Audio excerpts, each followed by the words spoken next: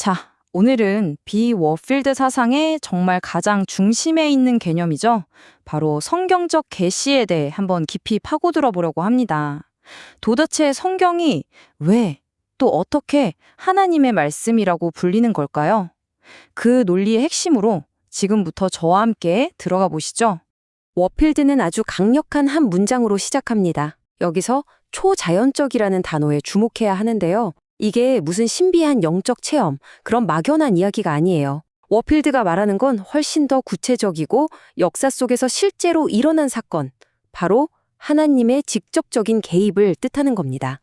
모든 이야기의 시작점은 바로 이거예요. 워필드가 보기에 성경은 인류에게 닥친 아주 큰 문제, 그러니까 타락 때문에 하나님과 관계가 끊어진 이 상황을 해결하시려는 하나님의 거대한 구출 작전 같은 겁니다. 그리고 이 작전, 즉 하나님의 초자연적인 개입이 바로 모든 논의의 출발점이자 가장 중요한 전제가 되는 거죠. 바로 이 지점에서 아주 중요한 차이가 드러납니다. 보통 종교라고 하면 인간이 신을 찾아가는 여정, 이런 걸 생각하잖아요? 근데 성경은 그게 아니라는 거예요. 워필드의 관점에서 보면 방향이 완전히 반대입니다. 하나님께서 인간을 찾아오셔서 당신의 백성을 직접 만들어 가시는 일종의 창조활동이라는 거죠. 워필드는 바로 이 부분을 강조해요. 성경이 스스로를 뭐라고 선언하느냐. 나는 인간이 만들어낸 종교가 아니다. 나는 하나님이 직접 자신을 드러내신 계시된 종교다. 이렇게 말한다는 거죠. 이건 뭐 다른 종교들과는 출발선부터가 근본적으로 다르다는 아주 대담한 선언인 셈입니다. 자, 그럼 하나님은 대체 어떻게 자신을 우리에게 보여주실까요? 워필드는 크게 두 가지 통로를 이야기합니다. 근데 여기서 진짜 중요한 포인트가 있어요. 첫 번째 방법만으로는 뭔가 부족해졌다는 거예요. 그래서 두 번째 방법이 반드시 꼭 필요해졌다는 거죠. 그게 뭘까요? 자, 이 표가 워필드 신학의 핵심 중 하나입니다. 정말 중요해요.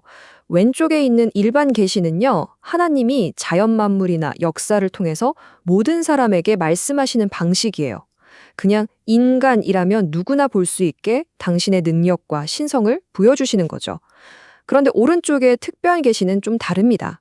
이건 그냥 인간이 아니라 죄인이 된 인간에게 초점을 맞춘 계시예요. 구원의 길이 무엇인지 알려주기 위한 훨씬 더 직접적이고 특별한 소통 방식이라고 할 수 있습니다. 아니, 그럼 왜 특별 계시가 필요했을까요? 그냥 자연을 보고 하나님을 알면 안 되나? 워필드는 이렇게 설명해요. 인간이 타락한 이후에 죄 때문에 마음이 어두워져서 자연에 분명히 드러난 하나님의 영광을 제대로 보지 못하게 됐다는 겁니다. 그래서 일반 계시만으로는 구원을 받기엔 턱없이 부족하고 오히려 봤으면서 왜 몰랐냐고 책망받을 근거만 된다는 거죠. 그래서 우리를 구원하기 위한 더 직접적이고 구체적인 말씀, 바로 특별 계시가 꼭 필요했던 겁니다. 자, 그럼 이제 진짜 이 논의의 심장부로 한번 들어가 보겠습니다. 좋습니다. 특별 계시가 필요하다는 건 알겠어요. 그럼 하나님은 이 특별 계시를 구체적으로 어떻게 우리에게 전달하셨을까요? 그 과정과 방식의 비밀을 워필드의 설명을 따라가며 하나씩 파헤쳐 보죠.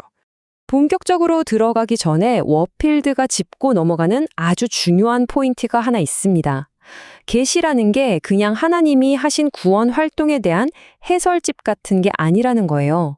그게 아니라 계시, 즉 말씀 그 자체가 구원 역사를 이루는 하나의 구성 요소이자 그 역사를 앞으로 밀고 나가는 힘 있는 행위라는 겁니다. 단순한 설명이 아니란 거죠.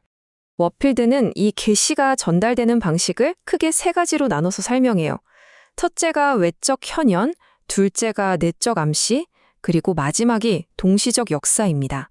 자, 이 세 가지 로드맵을 따라서 하나씩 자세히 들여다보겠습니다. 첫 번째 방식은 외적 현현입니다. 말 그대로예요. 밖으로, 외적으로 나타나신다는 거죠. 가장 직접적이고 객관적인 방식입니다. 하나님께서 우리의 눈으로 보고 귀로 들을 수 있게 물리적인 세계에 직접 개입하시는 거예요. 모세가 봤던 불타는 떨기나무나 이스라엘 백성을 인도했던 구름기둥과 불기둥, 이런 것들이요. 이건 누구 한 사람의 느낌이나 생각이 아니라 누가 봐도 명백한 외부적인 사건이죠. 두 번째 방식은 내적 암시입니다. 이번에는 소통의 무대가 밖이 아니라 사람의 안으로 들어옵니다. 선택된 어떤 개인의 내면에서 일어나는 거죠. 구약의 예언자들을 생각하면 딱 맞습니다. 그들이 환상을 보거나 꿈에서 메시지를 받거나 혹은 자기 생각과는 전혀 상관없이 속에서부터 강력하게 울려 퍼지는 하나님의 말씀을 그대로 전했잖아요. 바로 그런 방식입니다. 자, 그리고 세 번째 방식, 동시적 역사입니다. 이 개념이 조금 어렵게 들릴 수 있는데 성경이 어떻게 기록되었는지를 이해하는 데 정말 중요합니다. 쉽게 말해서 하나님이 성경 저자들을 로봇이나 꼭두각시처럼 만들어서 그냥 받아쓰게 하신 게 아니라는 거예요. 그게 아니라 성령께서 그 저자의 성격, 문체, 지식, 심지어 자료를 조사하는 능력까지 그 사람의 모든 것을 그대로 사용하시면서 함께 일하셨다는 겁니다. 그래서 그 결과물은 누가 봐도 그 저자가 쓴 완벽하게 인간적인 글이면서 동시에 한치의 오차도 없는 하나님의 말씀이 되는 거죠. 정말 신비로운 합작품이라고 할 수 있어요. 워필드는 여기서 아주 중요한 점을 강조합니다. 계시가 어떤 방식으로 주어졌느냐, 밖에서 나타났느냐, 안에서 들렸느냐, 함께 쓰였느냐, 이런 건 사실 부차적인 문제라는 거예요. 가장 중요한 건 그 모든 방식의 근원이 단 하나, 바로 하나님이라는 사실입니다. 이 모든 것이 하나님으로부터 왔다는 이 공통된 기원, 이것이야말로 그 다양한 방식들 전체에 통일성과 절대적인 권위를 부여하는 힘이라는 거죠. 자, 그럼 좋습니다. 이렇게 오랜 세월에 걸쳐서 정말 다양한 방식으로 주어진 이 모든 계시의 물줄기들이 과연 최종적으로 어디로 흘러가서 하나로 합쳐지는 걸까요? 이 질문을 따라가다 보면 워필드 논의의 최종 목적지에 도착하게 됩니다. 그 최종 목적지는 바로 성경입니다. 지금까지 우리가 살펴본 그 모든 계시의 흐름들 있잖아요. 직접 나타나신 사건들, 예언자들의 메시지, 그리고 결정적으로 예수 그리스도라는 최고의 계시와 그것을 증언한 사도들의 가르침까지 이 모든 것이 하나의 거대한 저수지에 완벽하게 담겨서 영원히 보존되게 되었다는 겁니다. 그 저수지가 바로 우리가 손에 들고 있는 성경이라는 거죠. 그리고 이 놀랍고도 정교한 논리를 구축한 사람이 바로 화면에 보이는 이분 비비 워필드입니다. 그는 평생을 바쳐서 성경의 권위가 무엇인지, 왜 우리가 성경을 믿을 수 있는지를 변호했던 위대한 신학자였죠. 워필드의 논리는 여기서 한 걸음 더 나아갑니다. 심지어 계시의 최고봉이라고 할 수 있는 예수 그리스도라는 사건조차도 그 사건의 의미를 정확하게 해석하고 영원히 보존해줄 권위 있는 설명이 필요했다는 거예요. 예수님의 산과 죽음, 부활이 그 자체로 완벽한 계시인 건 맞지만 그 엄청난 의미가 시간이 지나면서 왜곡되지 않고 우리에게까지 전달되려면 사도들이 기록한 말씀, 즉 신약 성경이 반드시 필요했다는 논리입니다. 자, 드디어 워필드 논증의 최종 결론에 도착했습니다. 이게 정말 중요한데요.